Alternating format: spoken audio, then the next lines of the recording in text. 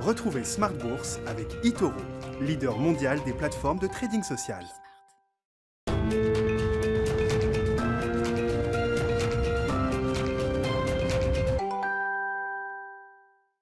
Et c'est parti pour Smart Bourse, votre deuxième édition de la journée. Smart Bourse, chaque jour, votre double dose quotidienne de marché sur Bismart en direct à la mi-journée, 12h30, 13h et le soir. Donc la grande édition pendant une heure, le grand digest de l'information économique, financière et boursière à partir de 18h30. Au sommaire ce soir, des marchés qui craquent légèrement. Le CAC 40 a perdu jusqu'à 2% au cours de cette séance pour terminer en baisse d'un peu plus de 1% sous les 5500 points. Les marchés européens ont effacé pour la plupart d'entre eux en tout cas les gains accumulés depuis le 1er janvier avec évidemment le grand rendez-vous de la soirée, la décision et la communication de la Banque centrale américaine. Ce sera le gros plat de résistance évidemment avec nos invités de Planète Marché dans un instant. L'autre grand sujet à la une, c'est après le Big Short Squeeze, ce phénomène de rachat de short sur les marchés américains qui vise quelques valeurs en particulier, GameStop étant l'emblème du moment depuis quelques jours. On voit les traders particuliers qui se rassemble sur les forums boursiers américains, le forum Wall Street Bets du réseau social Reddit notamment, qui accueille jusqu'à 2 millions de ces investisseurs particuliers qui se sont mis en tête de faire plier les vendeurs à découvert. Et non seulement ils y arrivent, mais certains de ces fonds, de ces hedge funds short sellers, vendeurs à découvert sur le titre GameStop ou sur d'autres valeurs, sont obligés d'être recapitalisés aujourd'hui par leurs actionnaires. C'est donc la revanche des traders particuliers, la revanche de cette génération Robinhood, du nom de cette application de trading très populaire aujourd'hui aux États-Unis auprès de la nouvelle génération, avec évidemment des phénomènes boursiers spectaculaires puisqu'on voit certaines valeurs doubler chaque jour quasiment. GameStop évidemment, on voit également l'exploitant de cinéma américain AMC qui s'envole de plus de 200% sur la journée aujourd'hui, et puis un phénomène qui semble se diffuser un peu en Europe, là aussi sur les valeurs les plus vendues à découvert.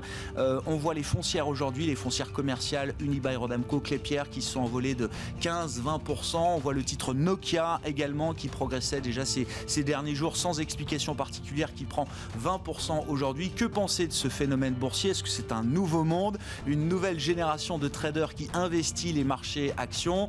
Est-ce que c'est un risque important pour les traders particuliers, pour le marché dans son ensemble? C'est une question qu'on se posera avec nos invités de Planète Marché. Et puis dans le dernier quart d'heure de Smart Bourse, le quart d'heure thématique, on fera un point sur le secteur pharma en bourse avec bien sûr l'enjeu du vaccin, des vaccins, la course aux vaccins et les problèmes logistiques que certains États, certains pays rencontrent, l'Europe évidemment, et puis les résultats des grands laboratoires qui arrivent. On a déjà eu les chiffres de Novartis hier, d'autres sont à venir. On en parlera avec le spécialiste du secteur de la santé chez Bryan Garnier & Co, Éric Le Bérigot, qui sera avec nous à partir de 19h15 en direct.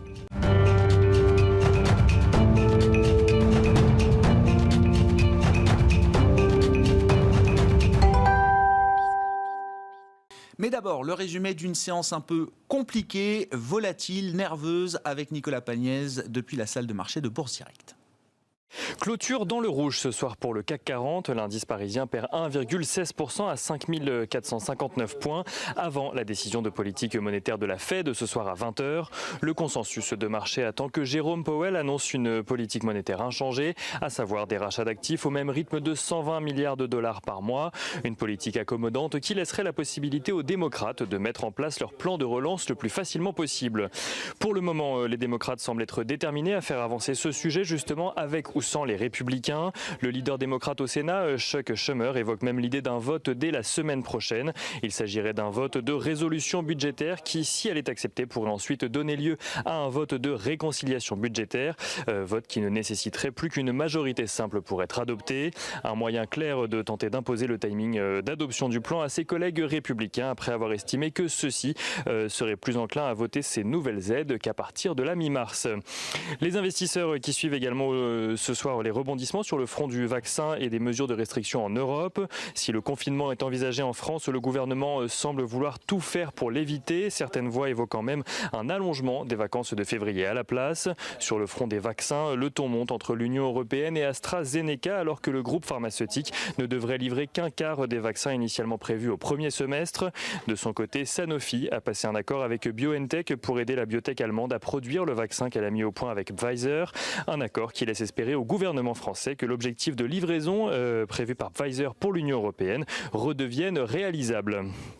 Du côté des valeurs à présent, aux États-Unis, tout d'abord, Microsoft annonce une progression de 17% de son chiffre d'affaires à 43,1 milliards de dollars au dernier trimestre. Une activité portée notamment par le travail à distance en cette période de pandémie qui lui ont permis d'équiper bon nombre d'entreprises avec son offre Azure spécialisée en cloud computing. Boeing annonce de son côté avoir réalisé une perte d'un peu plus de 8 milliards de dollars au quatrième trimestre 2020. Une perte qui passe même à près de 12 milliards de dollars en intégrant la charge importante qui pèse sur le groupe à cause du report du lancement du 777X à 2023 à cause de la pandémie. Boeing qui a d'ailleurs vu le 737 MAX à nouveau autorisé à voler en Europe. À Paris à présent, LVMH publie un chiffre d'affaires annuel de 44,7 milliards d'euros, limitant ainsi son recul de chiffre d'affaires à 17% dans la période actuelle. Le résultat opérationnel courant, lui, ressort supérieur aux attentes à 8,3 milliards d'euros. Le résultat net du groupe recule de son côté de 34% à 4,7 milliards d'euros. Le groupe, qui a notamment été porté par les marques Dior ou Vuitton, aborde l'année en cours avec une confiance prudente. Somfy annonce de son côté avoir enregistré une hausse de 6,1% de son chiffre d'affaires à données comparables. Un chiffre d'affaires qui s'élève à 1,257 milliards d'euros sur l'ensemble de l'année 2020. Et on notera également que Unibail-Rodamco-Westfield était très recherché aujourd'hui, tout comme Klépierre, profitant de nombreux rachats de positions après avoir été parmi les valeurs les plus shortées à la bourse de Paris. L'espoir d'un confinement évité porte également les titres à la clôture ce soir. Ce soir, les investisseurs pourront prendre connaissance de la politique monétaire de la Fed, donc à 20h, on le disait en introduction, mais aussi des résultats de Facebook, Tesla ou encore Apple. Demain, ces mêmes investisseurs prendront connaissance des résultats de Visa ou de McDonald's aux États-Unis et en France des résultats de STMicroelectronics. Côté statistique, les investisseurs pourront prendre connaissance de la première estimation du PIB américain au quatrième trimestre, ainsi que des indicateurs économiques avancés pour le mois de décembre aux États-Unis toujours. En Europe sera publiée la confiance des consommateurs pour le mois de janvier. Nicolas Pagnès qui nous accompagne tout au long de la journée sur Bismart depuis la salle de marché de Bourse Direct.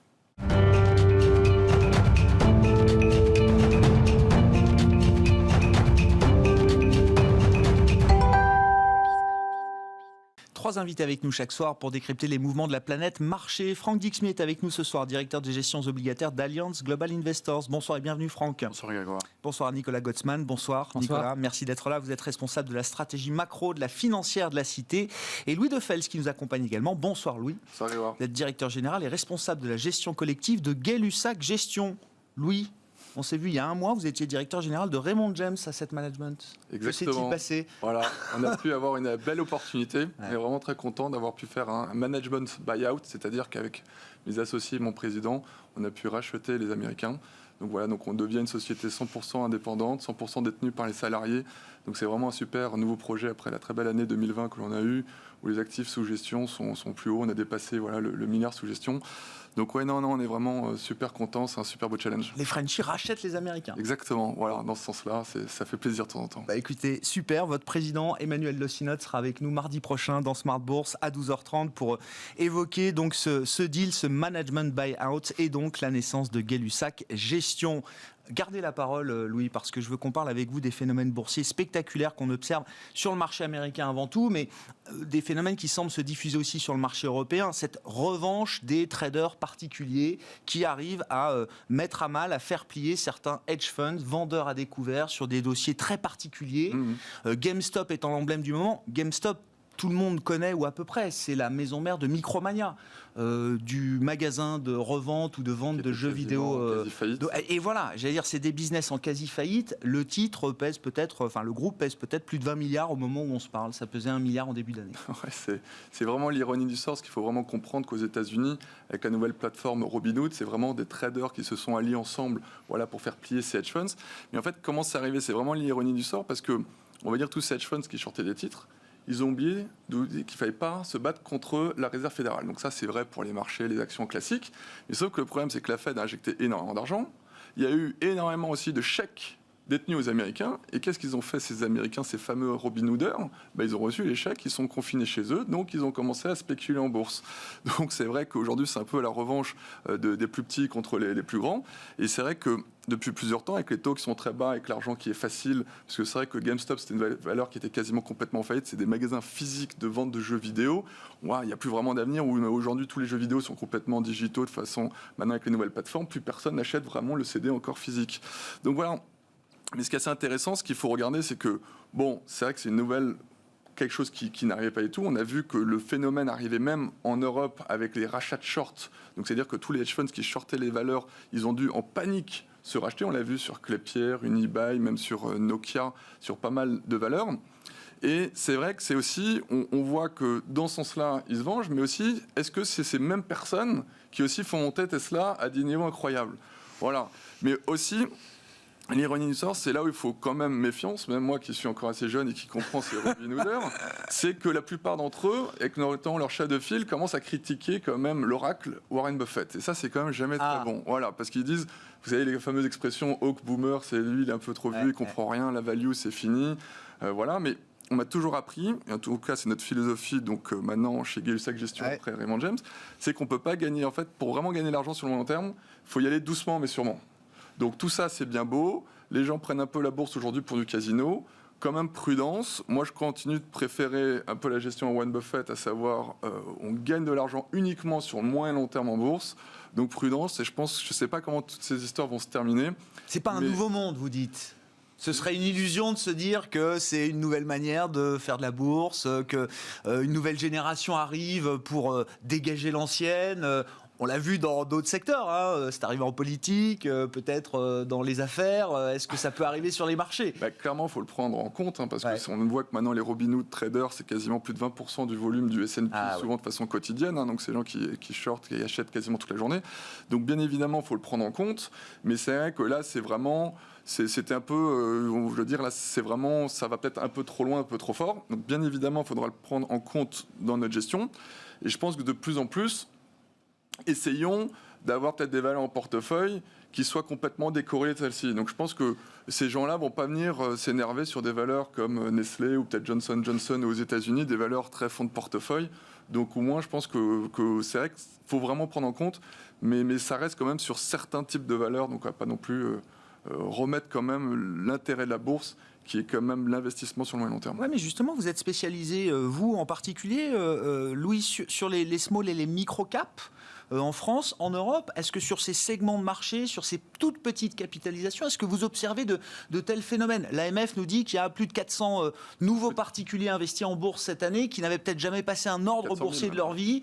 Oui, 400 000, c'est ça, plus de 400 000, qui n'avaient jamais passé un ordre boursier de leur vie. Est-ce que ces gens-là s'intéressent peut-être à des dossiers qui passent complètement sous le radar? Effectivement, ce n'est pas Nestlé ou Air Liquide qui sont la proie des traders particuliers, mais est-ce que sur d'autres segments de marché, vous observez des phénomènes spéculatifs aussi intenses? C'est vrai que c'est la vraie bonne nouvelle, parce qu'on en a parlé des États-Unis, et ça arrivait également en Europe. Je pense qu'on peut quand même remercier la Française des Jeux qui avait un peu remis au goût les actionnaires individuels et leur goût de la bourse. Voilà, aujourd'hui, il y a en effet plus de 400 000 qui sont intervenus, notamment aussi avec certaines aides, comme ils sont tous confinés. Donc aujourd'hui, c'est plutôt porteur, parce qu'on a vu que c'est vraiment le début d'année, sont souvent très très bons pour les small caps. Mais voilà, quand même prudence, qu'il y a quand même des valeurs de faible qualité, souvent avec beaucoup très endettés, qui ont énormément progressé depuis plusieurs semaines. Donc prudence quand même. Donc on assiste au même phénomène, mais quand même à une version beaucoup plus light. Bon, je ne sais pas ce que ça vous inspire comme commentaire, Franck. On n'est pas vraiment sur les marchés de taux. Je ne suis pas sûr que les marchés de taux puissent être la proie des traders particuliers ou des traders. Ah, on est à mon avis sur un sous-produit en fait, hein, d'une politique monétaire ultra accommodante, avec de l'argent disponible en quantité à des taux zéro. Et donc effectivement, en termes de mauvaise allocation du capital, là, je pense que c'est une illustration assez parfaite. Oui. Oui, ça fait le lien avec la politique. On va parler de la Fed, hein, mais vous faites un lien direct avec la politique monétaire ultra accommodante, démentielle qu'on peut connaître à travers cette crise. Oui. Je pense que je ne suis pas le seul. Enfin, quand on parle de Tesla, c'est une illustration aussi qui saute aux yeux. Oui. GameStop a été, ces jours-ci, la valeur la plus traitée dans le monde. Plus qu'Apple, plus que tous les big stocks qu'on peut avoir aux États-Unis, plus que l'ETF sur le S&P 500 qui doit être un des produits les plus liquides au monde et les plus traités au quotidien. quand même déliant. Mais ça prouve que les marchés ont perdu une boussole. Et c'est tout l'enjeu en fait de l'orientation à venir des politiques monétaires, c'est retrouver une boussole. Ouais. Nicolas, un commentaire sur ce phénomène boursier quand même, c'est intense. Si c'est effectivement un peu paroxysmique en ce moment, mais c'est des phénomènes qu'on a déjà vus en 2000, 2008. À partir du moment où on atteint des plus hauts, on a ce type de phénomènes qui se mettent en place. Et c'est aussi des phénomènes qui historiquement ont eu lieu juste avant la crise de 29. Et c'était d'ailleurs amusant de faire le parallèle avec ce qu'on a aujourd'hui, notamment avec la décision de la Fed ce soir. C'est que donc dans la fin des années 20, en fait, il y avait aussi une spéculation boursière monstrueuse aux États-Unis, avec une élévation des cours qui était assez importante, et il y avait une pression qui était mise sur le gouverneur de l'époque qui s'appelait Benjamin Strong, qui était aussi assez démentiel, et lui avait répondu à ce moment-là que surtout pour lui il était important de ne pas réagir à ce type de mouvement, parce que si jamais il réagissait, en fait la Fed... Donc ne pas resserrer la liquidité. Voilà, c'est ça, parce que en fait la Fed agit sur l'ensemble de l'économie et seulement en agrégé. Elle ne peut pas sanctionner un secteur parce que si elle sanctionne un secteur, elle va punir tous les autres. Et donc ça, elle ne peut pas le faire. Et donc lui, il avait insisté sur ce point-là. En 28, Benjamin Strong meurt juste après, quelques mois après ses déclarations. Il est remplacé par des gens qui sont moins bienveillants que lui, qui ont commencé à resserrer, et ce qui nous a produit le crash de 29. Si on suit la logique de Benjamin Strong, non mais ça veut dire qu'il y a un vrai risque systémique là. Non, justement, c'est l'idée là maintenant, c'est que la Fed ne doit ignorer ce genre de comportement. La seule chose qu'elle peut faire éventuellement, c'est commencer à voir au niveau régulation ce qu'il y a à faire, au niveau macroprudentiel éventuellement de mettre des outils qui permettent éventuellement de contrôler un peu le marché, mais surtout de ne pas agir sur la politique monétaire. Parce que sinon, on prend le risque, d'effets richesse négatifs très très importants. Non, parce qu'aujourd'hui, si vous regardez les chiffres agrégés qui devraient intéresser la Fed, c'est-à-dire les niveaux d'inflation, le niveau de croissance nominale, vous devez agir. Et donc, il n'y a pas de question à se poser. C'est que si vous avez des distorsions dans le marché qui peuvent exister ailleurs, la réalité pour la Fed, c'est de regarder notamment les indicateurs nominaux. Et ces indicateurs-là leur disent clairement aujourd'hui, il faut agir, il faut soutenir le marché. Bon. Allons-y alors sur la Fed. Voilà. Je suis sûr qu'on va lui parler de ça à Jérôme Powell. Oui, bien sûr. Quand même, il regarde évidemment les price action, les momentum de prix sur les différentes classes d'actifs. Vous dites, il faut qu'il ignore ce sujet. Il ne faut surtout pas qu'il réagisse à ça ou qu'il donne l'impression que c'est pour lui un risque. C'est ça. Il doit monitorer. Il doit dégager la question en disant que c'est une question qui doit être abordée par le régulateur, éventuellement par Quarles au sein de la Fed, qui lui s'occupe de ce type de questions également, aussi à la SEC, de mettre éventuellement la pression, mais ça c'est plutôt au Congrès de le faire de ce côté-là. Mais lui, en tout cas, sur l'orientation de la politique monétaire, il doit dégager la question et de ne pas s'en préoccuper. Louis, la question de régulation, je sais pas, on a des réponses sur comment est-ce que le régulateur peut traiter ces phénomènes de marché. C'est assez inédit. Bon, il y a déjà effectivement l'histoire se répète régulièrement, mais. Ouais, mais je pense que, comme vous dites très justement, la Fed elle est au-dessus de ça. Il faut surtout pas qu'elle intervienne. Là, ce qu'il faut, c'est vraiment qu'elle continue d'augmenter la taille de son bilan. C'est ce qui est le cas. Tous les jours, on parlait tous les mois, il y a plus de 220 milliards qui sont rachetés sur le marché. Il y a eu un petit stress à un moment. Certains membres de la Fed qui se sont dit, est-ce qu'on va avoir le fameux mot tapering, c'est-à-dire ralentissement des achats futurs, c'est ce qui avait fait progresser notamment le dollar et fait monter les taux d'intérêt. Nous, on pense que pas du tout pour le moment, parce que de toute façon, pendant les 6 prochains mois, au minimum, comme il y a encore la crise liée à la Covid, je pense que la Fed va encore rester ce soir très accommodante. Elle va devoir jongler entre l'inflation, etc. Mais nous, pour le moment, c'est que de l'inflation liée à des effets de base. Tout ce qui est lié au prix et au salaire, vous voyez bien, pour l'instant, il n'y a aucune inflation. Le Covid, c'est quand même encore un choc déflationniste, encore beaucoup plus en Europe qu'aux États-Unis. Mais je pense que Jérôme Powell va essayer de faire un peu un numéro d'équilibriste. Mais nous, on pense qu'il n'y a vraiment aucun problème.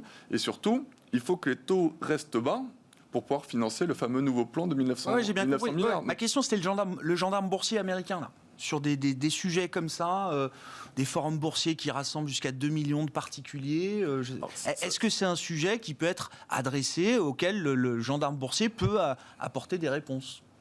Alors ça, c'est vrai que c'est une vraie nouveauté, parce que normalement, au niveau des professionnels, c'est interdit de se rassembler pour pouvoir intervenir sur des cours. Mais au niveau vous, en des tant que professionnel, vous avez interdiction de vous concerter pour pouvoir manipuler les cours. Mais c'est vrai que des milliers de particuliers qui se mettent sur un site internet, allez, amusez-vous à démontrer qu'il y a un concert. Tout ça, qu'il y a un concert, et surtout à prendre toutes les personnes les uns par les autres. Donc c'est vrai que c'est un peu inédit. C'est ce qu'on a vu, la forte volatilité aujourd'hui, parce que c'est vrai qu'il y a des cours qui sont vraiment stratosphériques. Et c'est vrai que moi, ce qui m'amuse, c'est comment ça va se passer, à quel moment ils vont dire sur le site, bon allez, GameStop ça suffit, on se déboucle, on vend nos profits, mais voilà, mais qui est-ce qu'ils vont s'entendre tous ensemble, est-ce qu'ils vont vendre avant? Parce que c'est vrai que moi aujourd'hui, bon les shorts ils se sont tous fait ratisser, ça c'est vraiment affreux, mais c'est vrai qu'aujourd'hui GameStop c'est complètement débile la valorisation. C'est vrai qu'aujourd'hui je m'amuserais pas à shorter le titre non plus, mais tout chose par ailleurs, c'est vrai que c'est une boîte qui est quasiment en faillite, fait 20 milliards, donc c'est vrai qu'il y a un problème quelque part. Bon. La Fed, donc, allons-y avec vous, Franck. Effectivement, l'enjeu ce soir, c'est quoi? D'ancrer une communication toujours très accommodante. Est-ce qu'elle peut être encore plus accommodante? Ça paraît difficile. Et on a vu les débats de début d'année qui montrent qu'effectivement, le moindre optimisme de la part d'un membre de la Fed peut tout de suite provoquer des réactions de marché ou en tout cas susciter l'idée que, tiens, la Fed se prépare peut-être à réduire un peu la voilure de son programme d'achat. Non, c'est extrêmement sensible. On connaît l'influence des banques centrales dans les marchés. Et on a devant nous, en tout cas le marché en est persuadé, un changement d'orientation de la politique monétaire. C'est ce qui nous attend. Difficile de concevoir que la Fed devrait faire plus, parce qu'on a tout de même une économie américaine extrêmement résiliente. Parmi les économies développées, c'est une de celles qui s'en sort le mieux. Donc on va être autour de moins 3% de croissance en 2020, à peu près 5% de croissance en 2021. Le FMI a revu ses chiffres, et c'est à peu près ça. La Fed achète, on l'a dit, 120 milliards de titres par mois. Donc la question... Et surtout quand on se projette dans un monde après Covid, avec quand même beaucoup d'ambition sur la vaccination de la population américaine, sur ces 6 premiers mois de l'année, la question c'est, est-il légitime de garder une politique monétaire aussi accommodante, alors même que l'économie américaine va connaître un fort rebond, essentiellement dans une deuxième partie de l'année. Et cette question, tout le monde se la pose. Et on l'a vu, ça a beaucoup influencé les taux d'intérêt à long terme en ce début d'année. Donc on a eu un 10 ans américain qui a flirté avec les 1,2%, on a été à 1,18. Donc sur la deuxième semaine de janvier, on est revenu un peu. Il y a encore pas mal d'incertitudes. Il y a encore pas mal d'incertitudes, notamment par rapport au choc macroéconomique lié à une situation pandémique un peu hors de contrôle aux États-Unis. Donc peut-être un peu de flou sur ce que va donner le premier trimestre et peut-être même le deuxième trimestre. Mais enfin, il y a quand même des acquis de croissance qui sont importants. Et ça devrait jouer favorablement pour l'économie américaine. Et puis, il y a aussi ce plan budgétaire. Et là, c'est à mon avis ce qu'il faut regarder de très très près. Donc, c'est un paquet de 1,9 trillion de dollars, 1900 milliards de dollars, mais beaucoup quand même de débats au sein des démocrates sur le réglage fin sur ce plan-là. Il y a différentes vues. Il y a une majorité qui va être compliquée à trouver au sein du camp démocrate, difficile aussi au Sénat. Bon, il y a un peu ce bouton nucléaire de ces procédures de réconciliation, mais que vous pouvez utiliser que 2 fois dans une législature. Donc c'est un sujet sensible. Mais tout de même, on a le sentiment que ce qu'on a devant nous, réellement, c'est un point d'inflexion sur la politique monétaire. Vous êtes convaincu que le prochain mouvement de la Fed, ce sera de réduire son programme? D'en faire moins, voilà, exactement, d'en faire moins. Et donc tout l'enjeu pour la Fed, c'est calibrer sa communication pour que ça se passe de la façon la plus souple possible. Et donc le meilleur scénario, c'est une érosion graduelle des taux long terme. Donc une tension graduelle des taux long terme, motivée par des données économiques qui peuvent soutenir un scénario quand même de croissance, motivée aussi par des break-even, donc des anticipations d'inflation un petit peu haussières. Et si ça se passe comme ça, si les taux américains commencent à flirter avec les 1,30, 1,40, 1,50%, c'est vrai qu'une annonce du tapering, donc pour la Fed d'en faire moins sur son programme d'achat, sans doute en fin d'année, permettra au marché d'absorber ce changement de paradigme. Parce qu'on va passer d'un équilibre totalement instable, mais d'un équilibre néanmoins où on avait une influence majeure des banques centrales sur tous les marchés, à quelque chose d'un peu moins clair. Et ça, cette transition-là, elle est majeure sur toutes les classes d'actifs. Je retiens donc 1,40 sur le 10 ans américain et une Fed en fin d'année qui commencera à communiquer sur une réduction progressive, graduelle de son programme d'achat. Ça vous paraît être le scénario idéal?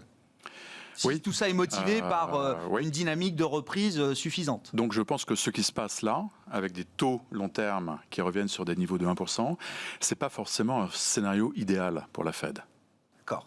Donc elle devrait organiser sa communication d'une façon extrêmement subtile, en lançant des indices pour que le tapering soit un non-event en fait en début d'année prochaine. C'est possible, Nicolas, d'avoir une communication aussi subtile que ça de la part de la Réserve fédérale américaine, quand on connaît surtout la sensibilité des marchés à ces questions autour des taux? Pour le coup, je pense que ça commence à devenir le cas.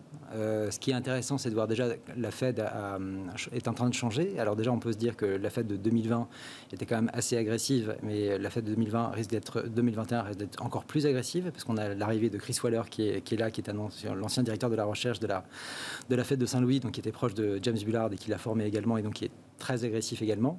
Donc on rajoute un gouverneur qui a une vision un peu agressive, et on voit qu'un des premiers discours de l'année, sans doute le plus important, était celui de Richard Clarida, qui lui a fait une communication, on va dire, un peu au cordeau, justement, sur les conditions, les conditionnalités qui permettront de voir éventuellement d'abord effectivement le tapering, mais surtout la hausse des taux. Et de voir le nombre de conditions qui ont été élevées, parce qu'il avait fait un premier discours en novembre en mettant 4 conditions à cette hausse des taux. Maintenant, on est à 6 conditions.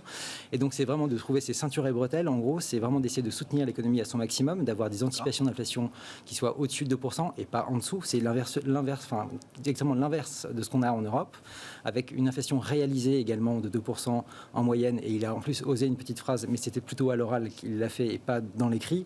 C'était de dire que, en fait, il voulait ça pendant un an, c'est-à-dire une inflation supérieure à 2% pendant un an. Wow. Uniquement avant de pouvoir se poser la question de savoir si on allait sur les taux. Et en mettant une conditionnalité supplémentaire, c'est-à-dire en disant à partir du moment où toutes les conditions seront remplies, on attendra encore un moment pour agir. Donc c'est vraiment très très agressif. En fait, ce qu'ils veulent, c'est vraiment sortir de la dynamique dans laquelle ils sont ancrés depuis 2012, c'est-à-dire d'avoir des anticipations d'inflation qui sont en dessous de 2%. Ils veulent casser cette situation-là. En gros, c'est un peu ce qu'on avait déjà évoqué, c'est quasiment l'anti-choc Volcker.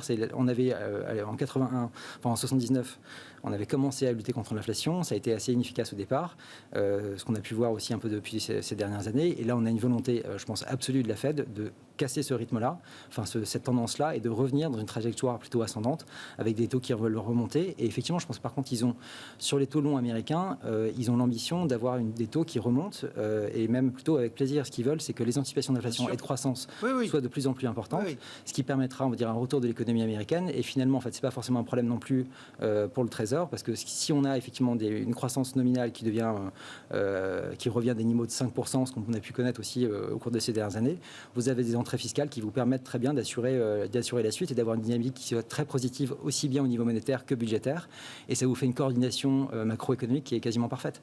Et donc là, on est vraiment sur quelque chose qui est assez intéressant. Donc ils peuvent relancer au niveau budgétaire en même temps sur le monétaire. Et le résultat de tout ça, c'est d'avoir quand même des anticipations de croissance qui sont suffisamment fortes aujourd'hui pour que les États-Unis puissent retrouver leur trajectoire de croissance pré-crise dès le 2023, ce qui est quand même assez surprenant. Ça n'a jamais eu lieu dans le passé. Enfin, 2008, c'est pas arrivé dans le passé.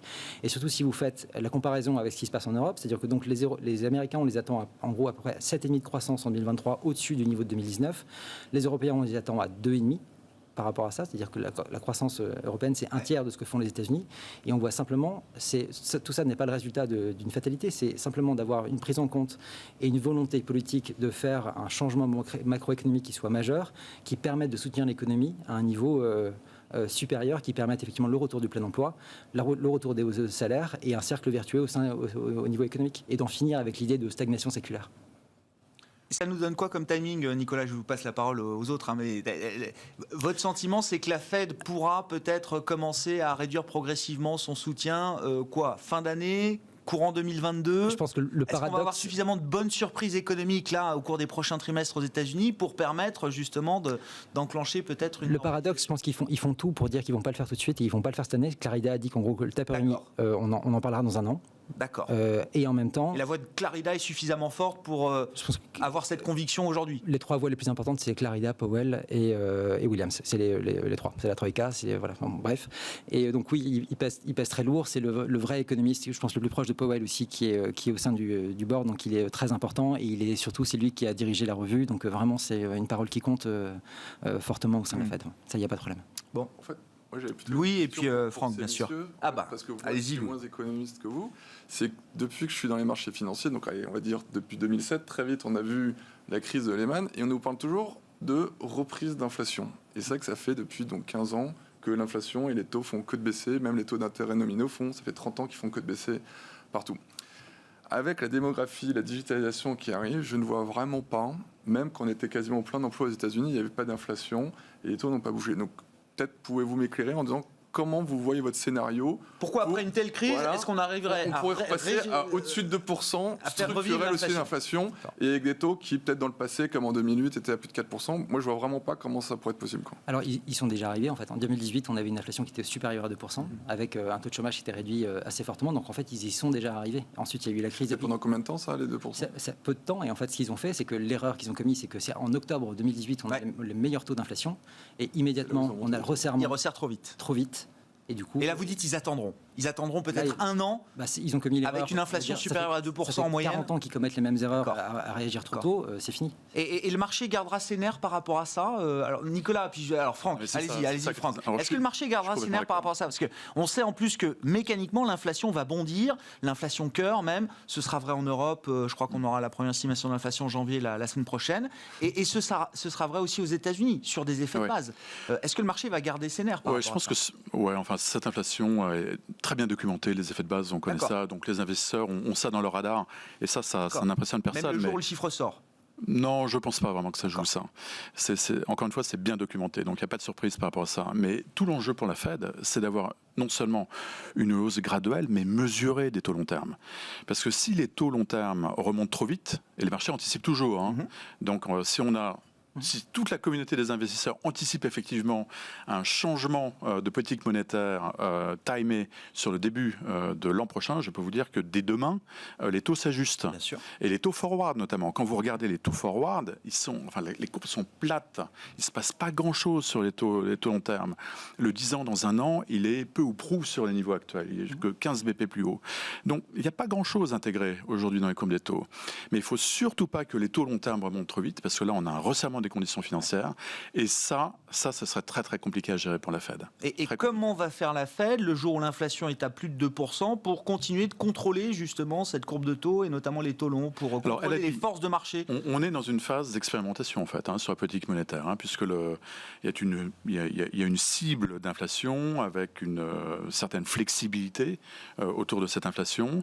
On ne connaît pas franchement aujourd'hui la fonction de réaction de la Fed, donc on va la découvrir. Mais il est assez intéressant de regarder que la communication de la Fed, elle n'est pas tant sur l'inflation en ce moment, elle est sur le taux de chômage. Donc le focus, il est vraiment sur le taux de chômage. Et le taux de chômage, c'est quelque chose que vous pouvez maîtriser quand même dans vos prévisions, avec vos projections économiques. C'est quand même un peu plus fiable que des anticipations d'inflation. Et on le voit. Enfin, la Fed a clairement dit qu'elle ne diminuera pas ses achats sur les marchés tant que le taux de chômage sera là où il est. Donc à 6,7%, on n'y est pas. Donc, elle va nous redonner des cibles de taux de chômage comme on l'a fait sous Bernanke, Yellen, des seuils qui ont été enfoncés à chaque fois. Autour de 4%. Et ça, ce sera intéressant. Et là, on devrait avoir une inflexion dans la communication. Bon. Ils ont aussi un moyen de communication qui est maintenant le dot plot, donc qui est tous les trimestres, ils vont nous publier en gros leurs anticipations. De taux, c'est les projections de chaque membre de la Fed du niveau des taux, directeurs, de chômage, de croissance. Fin d'année, 1 an, 2 ans, 3 ans, et toutes les métriques économiques. En fait, à travers ça, parce qu'il y a un effet performatif de ce discours-là, c'est-à-dire que l'inflation réalisée, généralement, le meilleur prédicteur, c'est quand même l'inflation anticipée. Et donc, si vous donnez, si les gouverneurs de la Fed marquent en prévision des anticipations au-dessus de 2%, je pense que le marché serait content de le voir ça, et ça montrera leur détermination. Mais ensuite, à eux de fixer le niveau, parce qu'en fait, le niveau qu'ils anticipent, c'est aussi un signal qui dit voilà le niveau qu'on veut avoir. Et du coup, on guide le marché en disant voilà, vous pouvez aller dans cette direction-là parce que c'est là où on veut aller. Et je pense que, comme vous l'avez dit avant, il est assez rare de voir le marché aller se battre contre la Fed parce que ils ont tous les moyens pour arriver là où ils veulent aller. L'endettement public est soutenable, elle restera longtemps. Voilà ce que nous répète aujourd'hui Olivier Blanchard dans un long entretien aux Échos. Est-ce que c'est vrai aux États-Unis, y compris avec l'idée d'une Fed qui serait un peu plus normale, un peu moins laxiste ou un peu moins accommodante?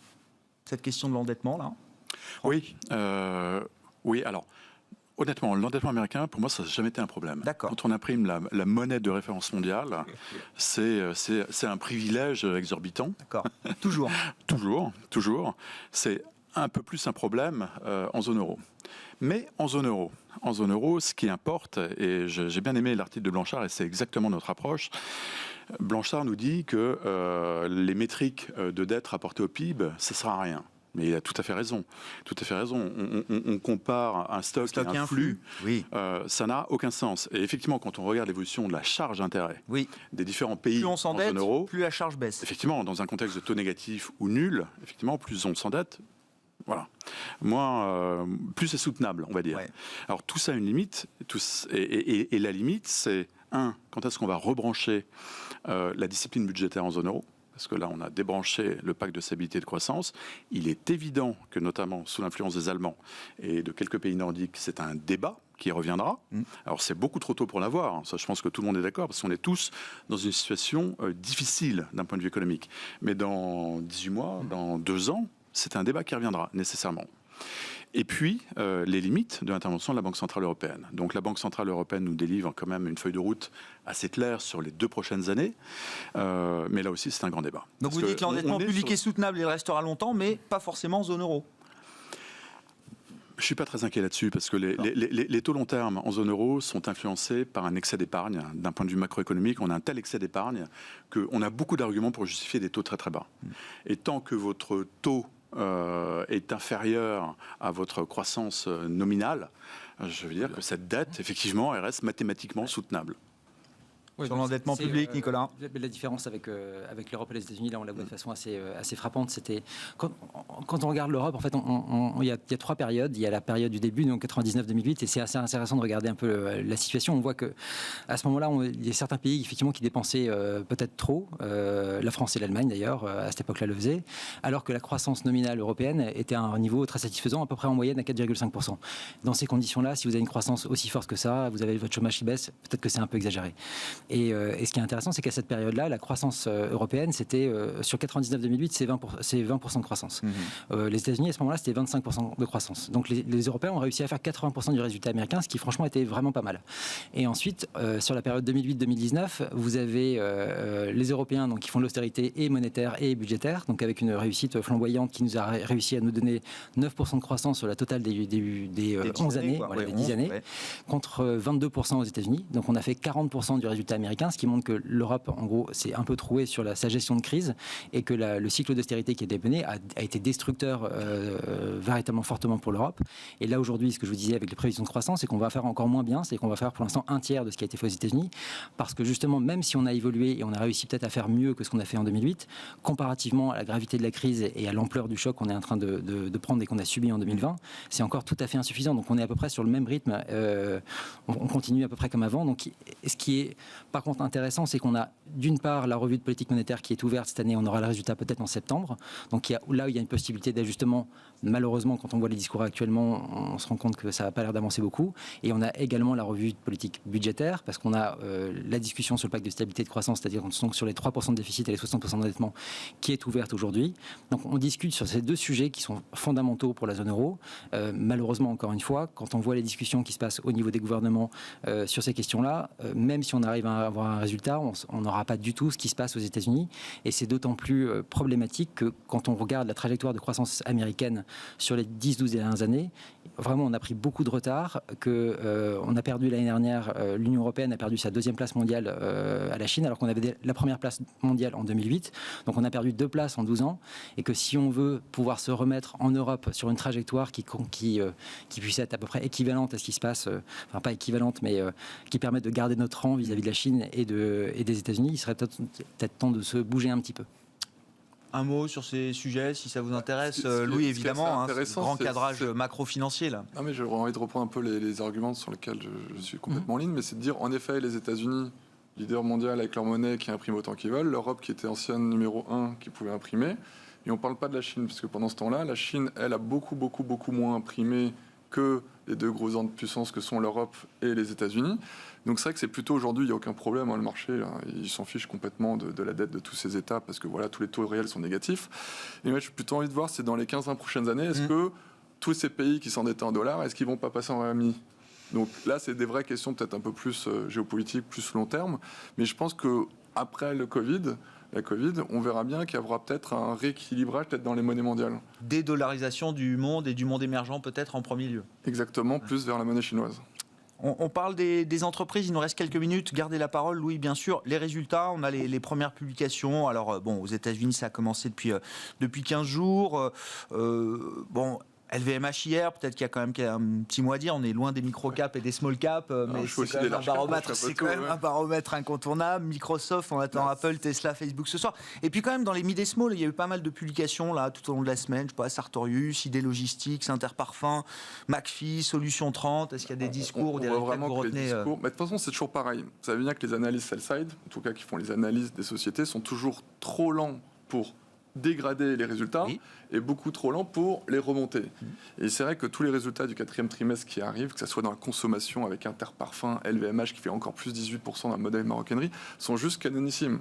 On a vu même dans la vente de retail en France, au mois de décembre, qu'on a pu refaire des courses, Fnac, Darty, etc., fait des super chiffres, même Maison du Monde. Donc on parlait tout à l'heure du taux d'épargne qui est encore très élevé partout dans le monde, on voit qu'il y a une réserve d'argent énorme et que dès qu'on peut le dépenser, ça arrive fortement.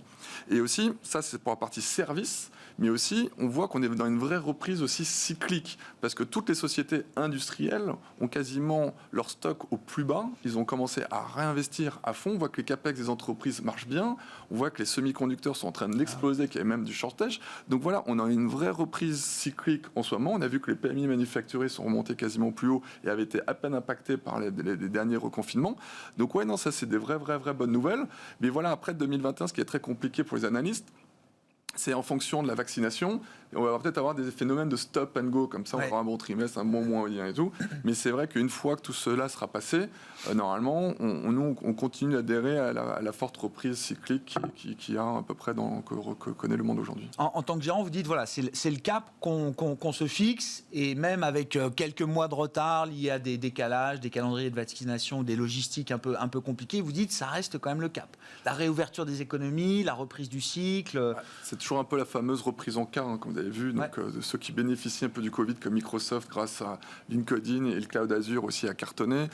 Tout ce qui est très luxe, donc LVMH, on voit vraiment qu'ils ont continué de très bien marcher. Les sociétés dans la logistique, avec ID Logistics aussi, qui a très bien marché. Les sociétés dans la digitalisation, comme Sword aussi, a fait des super chiffres. On aura bientôt Capgemini, je pense que ce sera aussi assez bon pour eux. Donc dans l'ensemble, ces sociétés publient très bien, et c'est vrai qu'il y a celles qui, dans le bas du cas, on verra plus tard les publications. On a vu que Airbus avait encore décaler un peu ses productions. Donc voilà, donc c'est ça ce qui est quand même très compliqué, c'est de dire est-ce qu'on garde sur les vainqueurs du Covid, même si elles sont un peu chères de qualité. Moi je pense qu'il faut continuer de toujours privilégier ces sociétés-là, et on peut en mettre une petite partie dans les portefeuilles, des valeurs un peu plus risquées, ce qu'on appelait un peu les Falling Angels, des sociétés de qualité qui avaient été impactées par la Covid, et ou sinon pour cette reprise cyclique, souvent le meilleur moyen sans prendre trop de risques pour moi c'est les small limit cap aussi. Et on a vu qu'enfin, elles redeviennent sur le devant de la scène depuis plusieurs mois. Et de toute façon, c'est des sociétés qui surperforment toujours les large caps en reprise de cycle. Bon, effectivement, depuis l'annonce des vaccins, on voit les small caps qui ont repris le leadership par rapport aux large caps. C'est vrai en Europe, c'est vrai aussi aux États-Unis. Russell 2000, Russell 3000 connaissent des envolées spectaculaires. Sur les marchés de crédit, Franck, qu'est-ce que vous dites aujourd'hui chez Allianz ? Il y a encore un peu de valeur quand même à aller chercher, peut-être, sur des signatures un peu intermédiaires, pas forcément les meilleures, pas forcément les pires, ou est-ce que là aussi, le mouvement, le marché a déjà tellement anticipé de bonnes nouvelles que le mouvement a été fait de recompression des spreads et des primes de risque? On est très prudent sur l'investment grade, donc la partie la plus haute qualité de crédit, parce que là, les break-even par rapport à la dette publique, donc ce que vous gagnez par rapport à ce que vous pouvez perdre, on est quand même sur une asymétrie énorme. Donc, il n'y a plus grand-chose à gagner là-dessus. Alors, il y a des dossiers spécifiques. Donc, effectivement, donc là, nos analyses crédits sont vraiment mis à contribution. On est vraiment sur une gestion hyper sélective. Il y a des thèmes intéressants. La dette subordonnée, c'est toujours un thème intéressant. La dette hybride également. On préfère le haut rendement. vraiment, qui a plutôt connu une année difficile. Enfin, quand vous regardez la performance de la classe d'actifs en 2020, c'est pas ce qui a le mieux performé dans l'univers des taux. Mais surtout, ce qu'on préfère, c'est la dette émergente. Ah oui. La dette émergente est en devise locale. Avec quels arguments? Parce que bon, les marchés émergents, si on prend le sanitaire comme filtre, on se dit c'est pas forcément les pays qui s'en sortent le mieux ou qui s'en sortiront le mieux. Mais vous avez un moteur. Avec l'attente des vaccins. Vous avez un moteur économique extrêmement puissant, c'est l'Asie. L'Asie, c'est une zone de croissance qui va faire pas loin de 8-9%, je crois, en 2021. C'est les chiffres du FMI et on valide ça. Et donc, tous ces pays émergents qui sont exportateurs de matières premières vont être portés par cette vague de croissance asiatique. Et donc là, il y a beaucoup d'histoires. Et il y a une sous-valorisation aussi assez importante des devises émergentes, qui ont pas mal souffert, en fait, dans cette aversion au risque qu'on a vu dans le courant de 2020. Donc il y a des histoires de rattrapage. Donc c'est là-dessus qu'on peut créer pas mal de valeur dans un univers obligataire où quand même les taux sont extrêmement faibles. Ça, je l'ai appris avec des spécialistes des marchés émergents sur le crédit corporate high yield émergent. On constate généralement qu'il y a moins de taux de défaut que dans des économies très développées comme les États-Unis, par exemple, et que souvent ces boîtes-là sont bien mieux gérées que le souverain auquel elles appartiennent, et que le marché confond parfois le corporate émergent et son souverain. Non, je crois qu'il va falloir changer de nomenclature, parce que quand on parle de pays émergents, vous avez l'Indonésie, vous avez la Chine. Enfin, ces pays-là n'ont rien à envier à des économies extrêmement développées. Bon, c'est vrai, sur la dynamique de marché, les émergents, je vous vois acquiescer. Oui, sur le Brésil, c'est vraiment impressionnant parce que moi, je pense qu'ils payent aussi assez largement leur président Bolsonaro, mais ils ont le réal a baissé sensiblement, très largement au cours de l'année 2020. Et ce qui est intéressant, c'est que pourtant, ils ont une banque centrale qui avait fait vraiment le travail sur les 4-5 dernières années. Ils étaient revenus à 2% d'inflation, ce qui était un record absolu pour eux.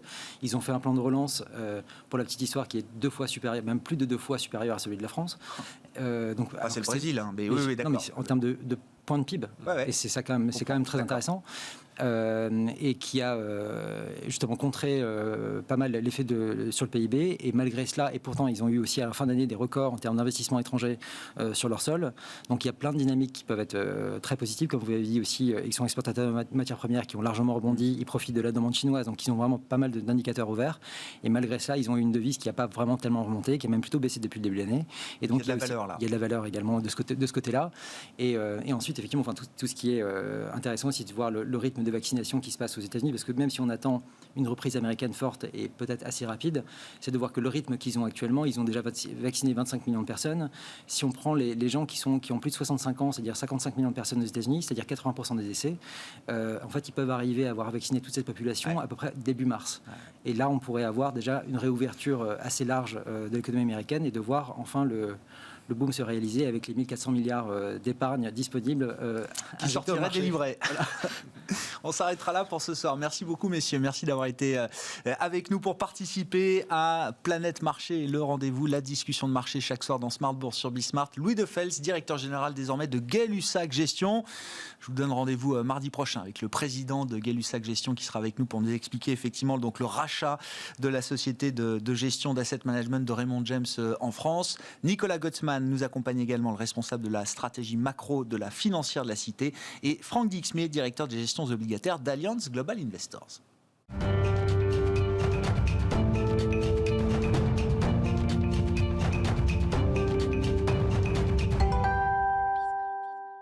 Le dernier quart d'heure de Smart Bourse, chaque soir, c'est le quart d'heure thématique, marché à thème. Le thème du jour, c'est le thème de la santé et du secteur pharmaceutique en bourse. On en parle avec un grand spécialiste, managing partner de Bryan Garnier & Co, Éric Le Berrigaud, qui est à mes côtés. Bonjour et bienvenue, Éric. Bonjour, Grégoire. Merci d'être avec nous. On va essayer de ne pas faire trop de politique, mais quand même, évidemment, il faut parler de la logistique des vaccins.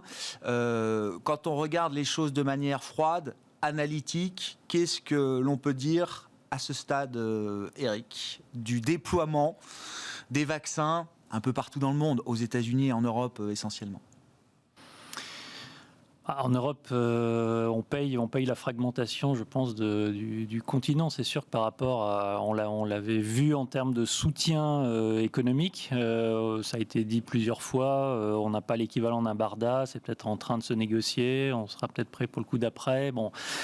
Ça a valu certainement un petit retard aussi sur la partie commande, préparation, aide aussi à l'investissement, parce qu'on a vu que tout s'est fait finalement dans un laps de temps assez court. On n'a pas le dessous des cartes, évidemment, on regarde ça de l'extérieur et c'est plus facile, et aussi avec le recul. On parlera peut-être de Sanofi et tout ce bruit sur le fiasco français, etc. On peut peut-être. Mais c'est dans la discussion, bien sûr. Ça fait partie de la discussion. Il faut quand même se renvoyer une petite année en arrière aussi et voir quel était le point de départ des différents acteurs. Donc on a un certain nombre d'acteurs existants des vaccins. Ceux-là doivent aussi se préparer à une campagne de grippe classique, j'allais dire, vis-à-vis desquels ils ont des capacités de production qu'on sait limitées historiquement. Il y a très peu d'acteurs, c'est un oligopole. Ce marché se répartit en 3 et globalement il y a 4 acteurs dominants, tous vaccins confondus. Donc ça c'est aussi quelque chose vis-à-vis duquel, et même en avançant dans le temps, on se dit mais s'il y a surinfection, grippe classique plus Covid, qu'est-ce que ça peut donner? Donc rétroactivement, on n'a pas de grippe classique, donc c'était pas un bon sujet. Donc aussi peut-être qu'il aurait fallu allouer les choses différemment. Ça c'est toujours facile de refaire l'histoire. Au-delà de cet aspect un peu logistique européen, aujourd'hui c'est plus la partie déploiement. Donc j'avoue que j'ai pas non plus toutes les réponses à ça, puisque l'Europe a acheté un certain nombre de doses et ensuite les répartit en pourcentage des populations. Pourquoi est-ce qu'ensuite les populations ne sont pas vaccinées au même degré, etc. Ça veut dire qu'ensuite la logistique à l'intérieur des pays, c'est pas déployé forcément de manière également efficace. Et pourtant, là, on avait le temps de se préparer parce qu'on connaissait à peu près les timings d'arrivée. Voilà. Bon, là-dessus, j'ai essayé aussi sur les volumes à disposition d'interroger encore aujourd'hui AstraZeneca, parce que c'est vrai qu'il y a un certain flou désormais sur les quantités effectivement disponibles. Ouais. Beaucoup de chiffres ont été cités. Johnson & Johnson présentait ses chiffres hier. La question était très claire. Est-ce que vous confirmez le milliard? Ils ont tourné autour. Ils ne l'ont pas dit clairement. Donc on ne sait plus si on est sur les 600 millions qui était un peu la fourchette basse. Ils disent on servira les doses commandées de manière ferme. En fait, quand on regarde les doses commandées de manière ferme, on est plutôt entre 400 millions et 600 millions. Donc on n'est pas à 1 milliard. Voilà. Et ils sont tous un petit peu comme ça. Et donc on a beaucoup joué. BioNTech, Pfizer sont plutôt montés quasiment aux 2 milliards. Finalement, on revient là aussi un tout petit peu en arrière. Il y a l'histoire des 6 doses versus 5. Le sujet pour ces grands labos, c'est quoi? C'est bon, une gestion de leur politique commerciale ou c'est aussi des problèmes de capacité de production avant tout, Eric? Il y a probablement un mix des deux. Le sujet des capacités de production. Alors pour le coup, celui-là, il semble qu'on l'ait posé dès le départ pour la même raison que l'expérience qu'on a historiquement de capacité de production limitée dans ce domaine. Donc même si on avait une nouvelle technologie, que cette nouvelle technologie avait peut-être des potentialités nouvelles et qu'on changeait un peu de paradigme, on s'étonnait quand même soudainement. Donc quelque part, là, il y a une espèce de retour à réalité et ça ne devrait pas tellement nous étonner. Après, il y a aussi certainement derrière un jeu politique, un jeu d'influence. Il ne faut pas oublier quand même qu'il y a un certain nombre de pays ou de grands ensembles économiques qui ont participé, dans certains cas, au financement de certains des vaccins. Bien sûr.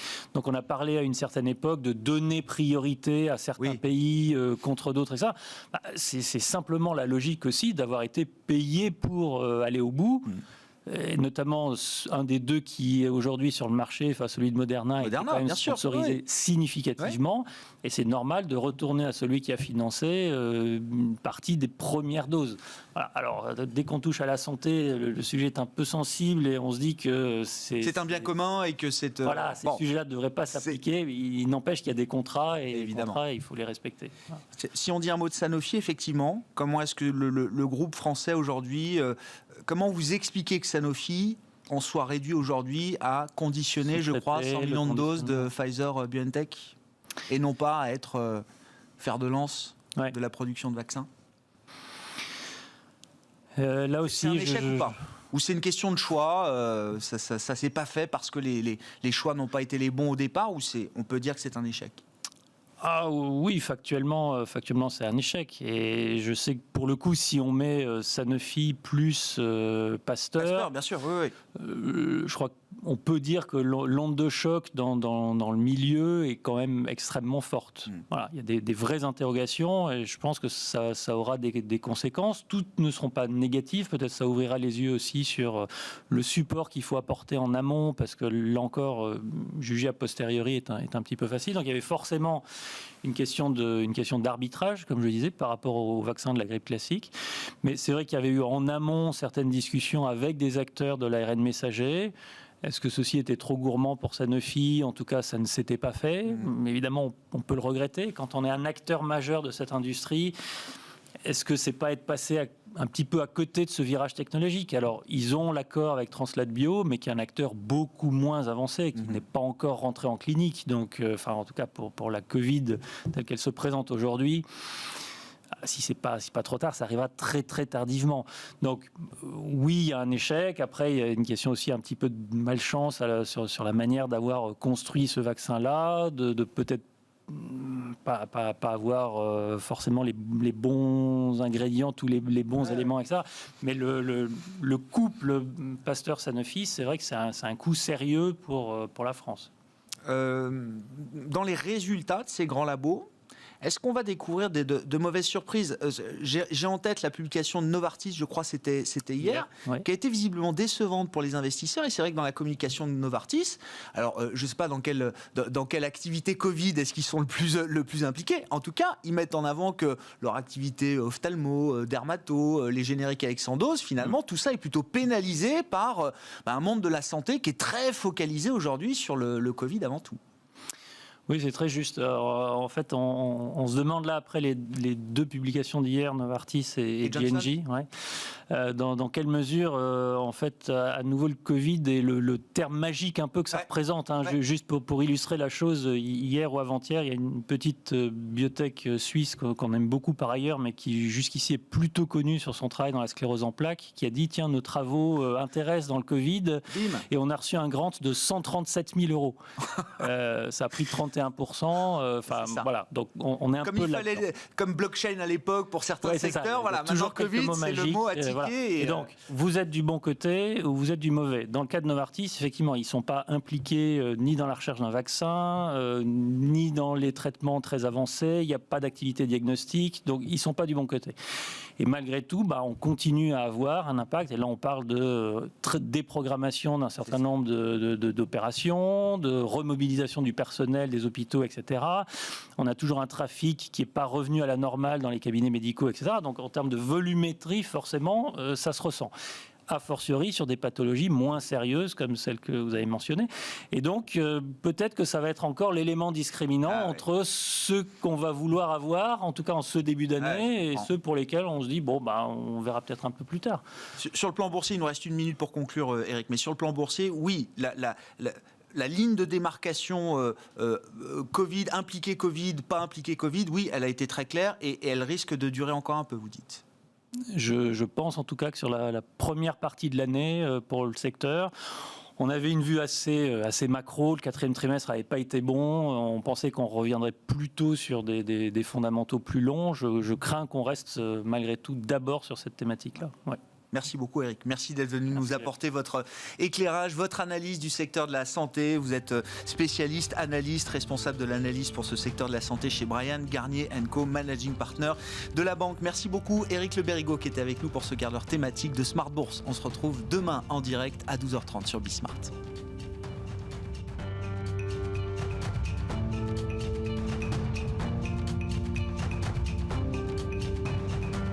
C'était Smart Bourse avec eToro, leader mondial des plateformes de trading social.